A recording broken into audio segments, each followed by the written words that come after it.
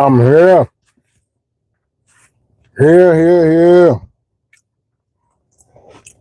It's the weekend.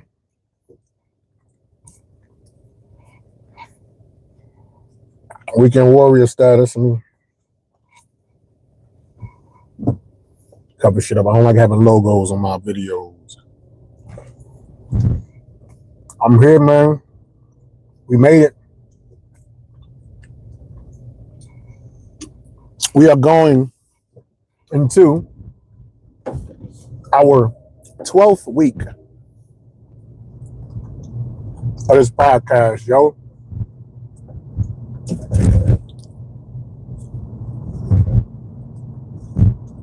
It's been 12 weeks. Don't mind me. I'm eating this soft baked chocolate chip cookie that I got from Stop and Shop.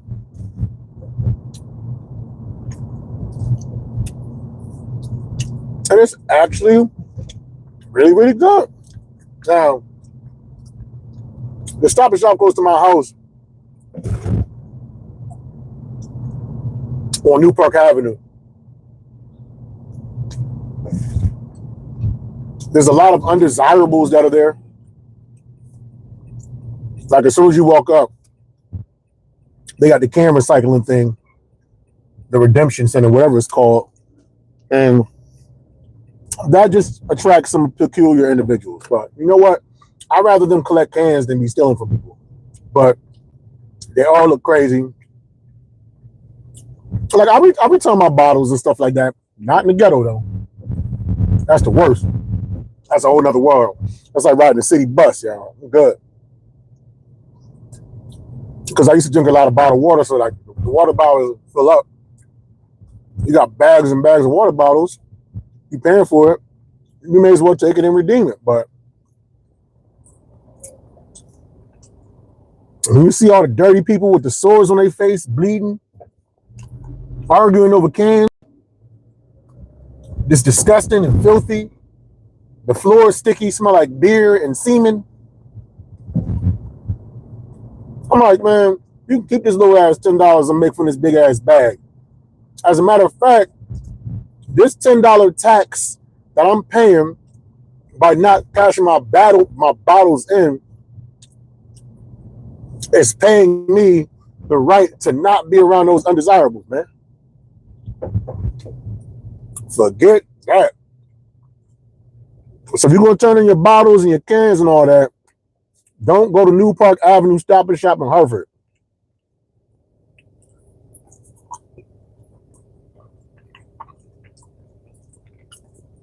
More than likely, somebody will ask for money. But the actual grocery store is cool. There's a police presence there, you know what I mean? The crackheads and the drug addicts and the zombies, they just trying to live. They trying to survive the best way they can. But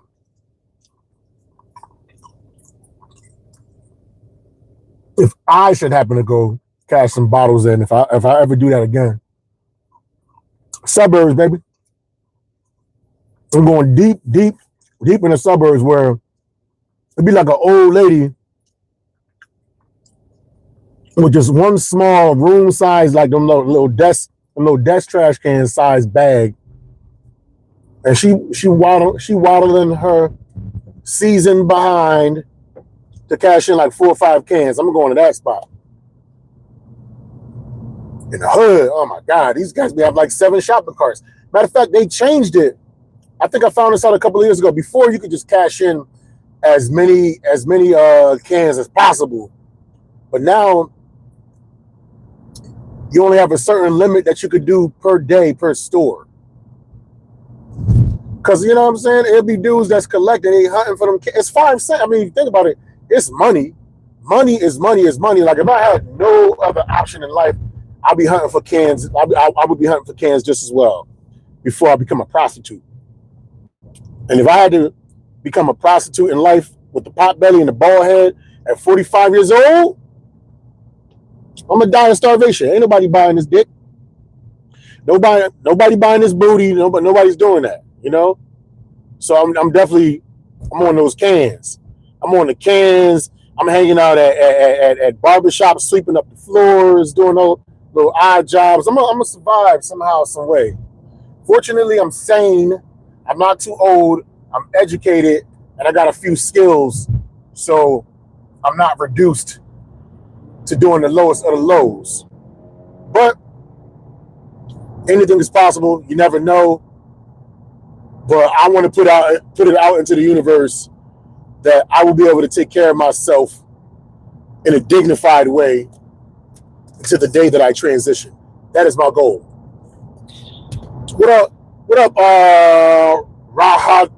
Rahul Dahari? Oh my God. What's up with y'all with these weird names that can't be pronounced? Rahul Harry Al 872. I'm a hazmat driver. I'm a trucker. I'm a truck driver. I got my commercial driver's license. I have a hazmat and I deliver tanks. Rahul, where you from, man? That sounds like you're Indian or you're Pakistan. Yeah, but that's what I do during the day. At night, I do stand-up comedy. This is the Weekend Warrior Show. Every Friday, I just talk about what's going on in the weekend. And if any of y'all want to comment, any good things you guys got going on the weekend, you can do the same thing as well. But at night, I'm a professional stand-up comedian. I knew it was India. I could tell by your name. What's up, man? It's good to see you. Y'all got the most beautiful women. Indian women are gorgeous, but this is not like a racist thing or anything like that. But they don't tend to date black men like that. It happens every now and again. And when it does happen, it's usually an Indian woman that has been cast away from her family. You know, only two ways an Indian woman is dating a black man. If she's like, okay, three ways. If she's adopted and she was raised by white people or whatever, you know what I'm saying? She was just raised in America. She's adopted and she dates black people. That's one way.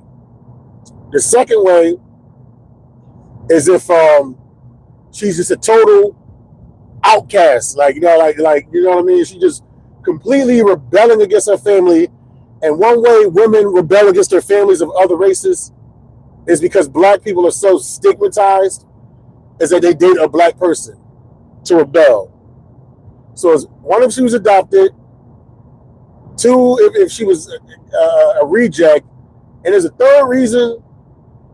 But and the third reason that an Indian woman will date a black man is if you are highly successful. You got to be a brain surgeon, you know what I'm saying? Not just a baseball player. You got to be a Cy Young winner. Not just a football player. You got to lead the league in touchdowns. If she gonna date a black man, he's gonna be such of a high stature and status that the Indians like, you know, like normally we don't like it. Normally we are not against interracial dating with our family, but the guy that he's dating, he's the MVP of the National Football League, so it's okay that they can date together. So yeah, and it's fucked up, but that's what it is. But I think Indian women are very, very gorgeous. Have I been with an Indian woman in my life? Yes, but it wasn't like the traditional Indian woman that you think. It was there's used to be this bar in my town called Tysane. And Tysane is known to be very supportive of the people of the LGBTQ. There's always all kind of great food, great vibes. You know what I'm saying? I'm telling you, the Indian, I've known plenty of Indian women. And they never date black men. Never. Or if they do, it's like a fetish for a moment in college or something like that. At any rate, at this particular bar, there's a ladies' night. It used to be ladies' night every first Sundays. And that's lesbian night. And when I used to get out of work, I didn't know it was lesbian night. I used to just always just go, just have a drink, just chilling. And like a lot of lesbians would hit on me. But the lesbians that would hit on me, not the feminine ones, the butch lesbians. And this one stud, she was a butch lesbian, but she was an Indian. You know, she was cute, but definitely a butch. Definitely had the cargo pants, flannel shirt, caterpillar boots, faded haircut, like a little flat top. She looked like Goldberg from the Mighty Ducks. Anybody like watching, when you see this, look up Goldberg from the Mighty Ducks, and that's who she resembled. And she would just flirt with me, and I don't know how we got to talking about beds, but she was like, I got a nice little sturdy bed at home. You want to check it out? I was like, is this butch lesbian hitting on me? But see, I was going through a dry spell, so I'm like, bump it, man, hey. And I went over there. Her closet was all flannels and all cargo pants. And like, yo, it was fun. We did the damn thing. It was a good experience. But she literally just used me for that specific. She literally just used me for that specific time, man. You said the Google CEO is also an Indian. Does he speak like the accent you shown? No, not all Indians speak in that way, but some of them do. And I am a performer. I'm a stand-up comedian. So if I tell you a story and I know how to do the accent of the individual, I'm going to do that accent. And usually an Americanized Indian, it's not as attractive to me as an Indian with the accent fresh off the boat. That's, I don't want the watered down Indian. I want the one straight from the country where like her whole family going to turn on me just because she's dating me. And if she's that deep into her culture, then more than likely she talks like this and her head bobs side to side. That's just what it is. Just because you're a CEO don't mean you can't have an accent. I'm not limiting. I'm not trying to minimize her intelligence. I'm not trying to minimize the success or anything like that. I'm saying in my fantasy, if I got an Indian woman, that is the accent that I would prefer that she has. Because I think it sounds beautiful. Beautiful. I got a whole fiance, but god damn, those some beautiful women, man. Yeah, but I had sex with the Indian. She was Americanized though, butch lesbian. She may as well have been a white woman. It's just she had brown skin, and Indian features, or Goldberg from Mighty Duck features. And the funny thing is, I wanted it. It was a fantasy that I fulfilled, and it was a good experience, and I wanted to continue it. I knew she really liked women. She was just, probably going through a driving spell herself. I was available. I was cute 10 years ago. I had more cute girlish features, and she was like, you know what? None of these chicks is giving up the buns right now. This is the closest I'm going to get to a chick. This pretty little dude right here. This pretty dude, so let me just go with him. I wanted something consistent with her. She literally used me like a disposable dildo. Like most women that have sex toys, it's not disposable. They use it over and over and over again. No, man. She treated me like airport forks. She treated me like airline, like how you get on a plane and you're not in first class. You don't got real silverware. You got them plastic forks, the spork. It's like a spork spoon fork. She treated me like that. She used me, you know what I'm saying? She dug all up in the chocolate, ate the chocolate pudding. She's like, this is good. And then she just threw me away, man. She was done with me. And that's not the first time that a butch lesbian used me for my body. It actually happened a few times with multiple people. But, that's what I get for having unrealistic expectations with a person I encounter. Like, I look at this woman. She clearly dresses like a man. Women are clearly her preference. And even though she may be having, what's the word I'm looking for? A moment of heterosexuality urges that she wants to fulfill. Ultimately, she's been living maybe the majority of her adult life, I'm just speculating, but ain't no way in hell you got the buzz cut fade and a closet full of caterpillar boots and flannels and freaking Wrangler work pants with the painter's hoop. Ain't no way in hell you got a closet full of that, and this was not your life experience for a long time, for most of your adult life. You didn't decide to become a butch lesbian yesterday, and then you went to Walmart and spent $500 on men clothes. No, that closet represented a passage of time. until she got to that point. That's why I'm happy I got my lady, man. Because I ain't got to worry about the if, the maybe. She picking up my phone, calls. She knows that I'm into her. I know that she's into me. There's a lot of security that goes into that. Having a person that you can just count on and trust. And it's not on some, sometimes they say, like, don't be too available. We're past those games. When you're in love with somebody, when you guys are in love with each other, it's not about one person being too available for the next person. It's that you two are available for each other and consistent for each other. That's what it's all about. So I got a lot of sex stories and dating stories and wins and losses and failures and stuff like that. And I guess I use the information from all those situations and experiences to be the best version of myself in the current relationship that I have. You know? That's what it's all. But she definitely looked like Goldberg, man. That shit was crazy. That was crazy, man. It was like an ego thing with me too, though. Because I would see like a lot of butch lesbians, and when I was younger too, you just get to a certain point where somebody look at you, you know, they ain't just looking at you on some casual-ish, man.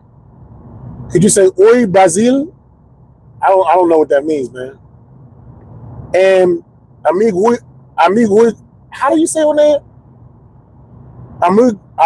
Amiguinos, AMG. You said, could I say "Oi, Brazil"? I don't know what that means.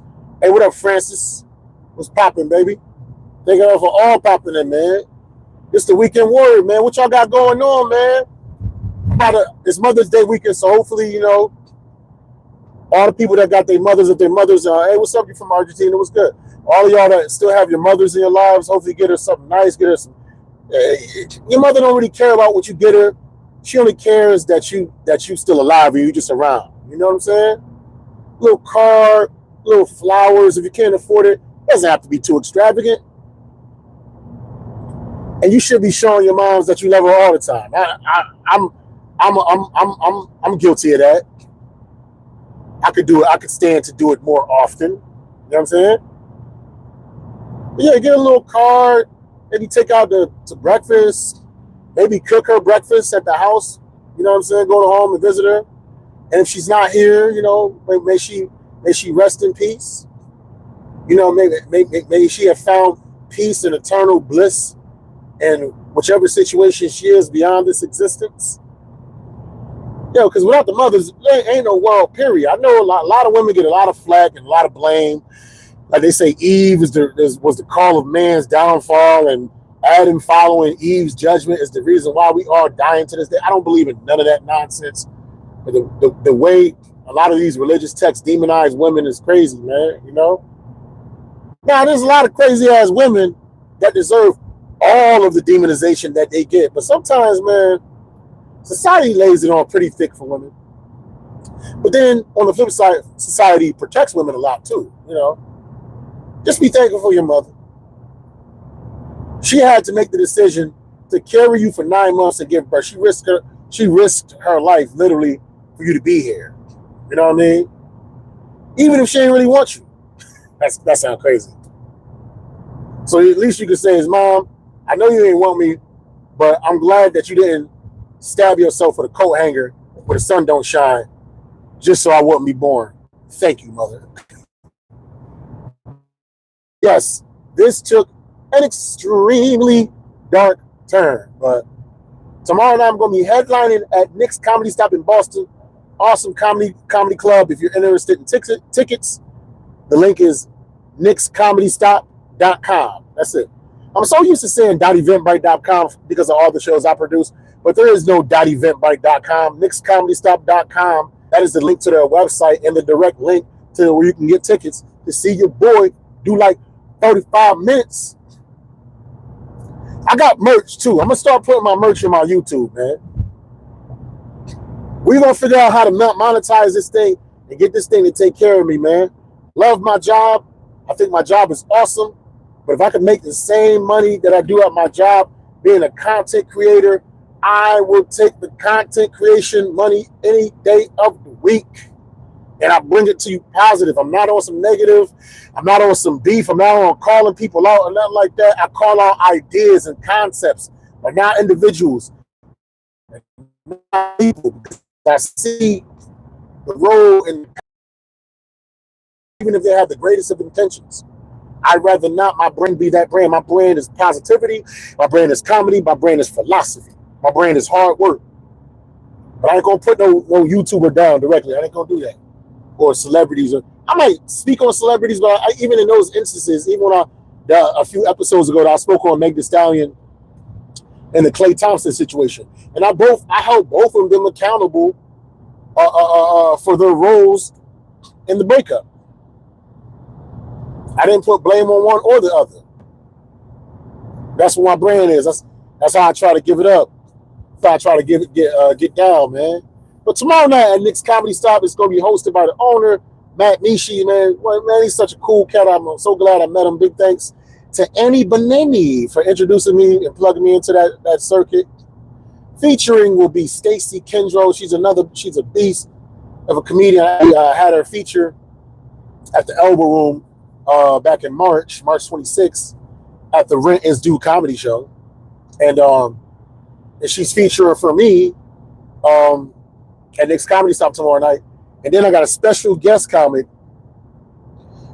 If it was not for this man, I probably would not be doing stand-up comedy. Tyrone Buren from Hartford, Connecticut. Tyrone Buren. Man, this motherfucker was some Fast and Furious shit. Bugging. That shit scared the fuck out of me, man. Tyrone, I had a real old man moment. I heard the car coming. Y'all could hear that Hemi engine, man. That shit was like, was Vin Diesel driving that shit? That's the shit that got Paul Walker killed, man. Nigga weaving in and out of traffic, man. Coming mad close. But Tyrone Buren gonna be doing a guest spot. He's visiting. He's actually in North Carolina, but he's visiting Hartford, visiting the family. I hit him up, told him I was headlining. He's like, yo, man, you want a guest spot? He said, can I get a guest spot? I was like, yo, absolutely, man. If it wasn't for you, I won't be doing this comedy yet. In 2013, in the fall of 2013, he got his start in comedy. We used to be in a roasters group. And once I saw he got his start and started doing his thing, I inboxed him. He gave me his phone number. I called him. I was like, yo, I'm thinking about doing these jokes. I don't know how to get started. I spoke to him on the phone for like 2 hours, man.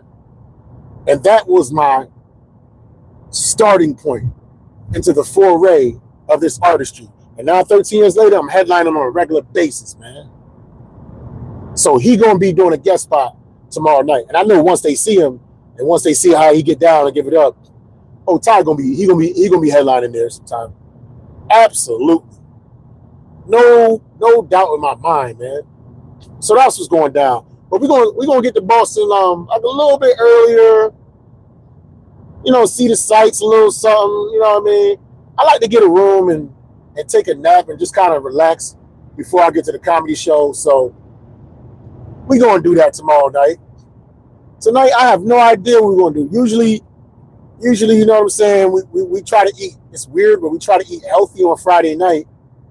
Eat smaller portions, like we'll eat like olives and cheese. Usually Big Y or like this grocery store we go to, it has this blend where it has olives, cheese, olive oil, vinegar, and pepperoni or salami, like sliced salami, like mixed in olive oil, or I forget what it is. It's kind of delicious. So we'll have that. We'll have like a little Greek pasta salad on the side, maybe some rolls. Like we try to keep it real light. So I got to get a couple of things from the from Big Y, and I got to get my lady. I always get my lady fresh flowers at least once a month for her vase. That's just what I do. That's just something I do.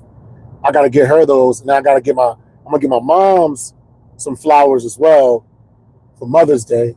Actually, you know what? I'm trying to think what's the best way I can do this, because I got my show Saturday night. If I mess around and try to get flowers, yeah, I'm gonna wait till tomorrow. What I'm gonna do is I'm gonna give my mother her Mother's Day stuff tomorrow, because I'm going to the show and I'm gonna be staying out. I'm staying overnight and I'm coming back Sunday. And you don't want to be you don't want to be the guy that's trying to get the gifts on the day of the holiday. You know what I'm saying? You don't want to be doing your Christmas shopping the day of Christmas, Christmas Eve. You're only doing your Valentine's Day shopping on Valentine's Day. Because when you try to go Valentine's Day shopping on Valentine, all the stuffed animals is gone. It's the only kind of candy they got. They got Valentine's candy corn. That's the only thing that's left. So you giving your girl all the good cards is gone. They just got the plain cards with no design or nothing. Matter of fact, it's just a blank card. You pick up the blank card. They got a Hallmark stamp, and then you write. You got to be creative. You got to write what's on the card. How you feel about your girl with the heart, the candy corn hearts. You know what I'm saying? And they don't got no more teddy bears. They got no more teddy. They got stuffed horses. How you gonna have a Valentine's horse? Why? Because you waited until Valentine's Day to get your lady a gift. You waited to the last minute. So you know what I mean? It's like being at the bar. You know, if you're trying to pick up some shorties at the bar or whatever, if you like the club closed at 2, if you get there at 1:55, man, all the pretty girls is gone. Now you got to deal with the one with the missing tooth, the one with the belly that hang past her knees, the one that's using a walker. Those are your only options. Why? Because you waited too long. So the point of the matter is, when you on a mission, you started early. You try to get on it as early as possible so you can get the best out of it. You wait too long, you gonna get the stuffed Valentine's horse. You gonna get the candy corn heart. You gonna get the Hallmark card with no letters on it. You gotta write it yourself. That's just what it's gonna be, man. Yeah, so I say all that to say this before me and my lady hit Boston. Oh, I gotta drop my car for servicing too. So in the morning, 8 o'clock in the morning, by 8 o'clock, we're gonna drop the car off for servicing. Okay, this is the plan. We get up in the morning, 8 o'clock, we drop off the car to service. Bang. We go to breakfast. Bang. We stop at Stop and Shop or whatever to pick up the flowers and the cars. Bang. And if my lady if we want to go directly to Boston, because you know what sucks about hotels is that when you get a room, you can't check in until 3 o'clock.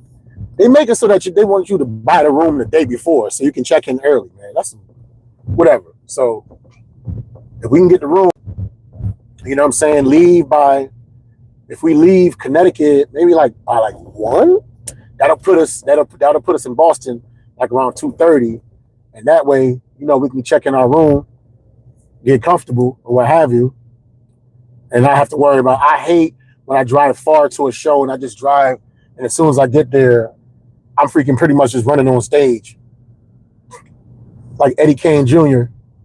in the 5 Heartbeats. Oh, is it my heart? No, Jose. Ain't got no money, don't got no fancy car, don't live the life of a millionaire or a movie star. You know what I'm saying? But yeah. So that's what's going down, man. That's my weekend warrior plans. That's far. That's what I'm trying to do. What is y'all doing? I know what y'all should be doing. A few of y'all liked it. I would like more of you to like my videos. Subscribe to my videos. Share my videos. If you look at my profile, you'll see I got Cash App, Venmo, and all that. If you want to help me build this empire, man, throw a little something in my collection plate. I really, really appreciate that. And I love every single last one of y'all because y'all could be anywhere. Y'all could be anywhere, you know, taking up your time, and you choose to be right here with me. And I respect that. I rocks with that. And I love that. And as I tell all my young and up-and-coming impressionable comedians that care to listen, there is no such thing as writer's block. If the comedy guys have not given you anything new to subscribe on the page, that is their way of telling you to work on and perfect the things that they already gave you. Stay away from the nonsense. Stay away from the foolishness. Stay away from the gossip. Stay away from the rumors. Focus on the funny and lead with love. Life is not something that is happening in spite of you.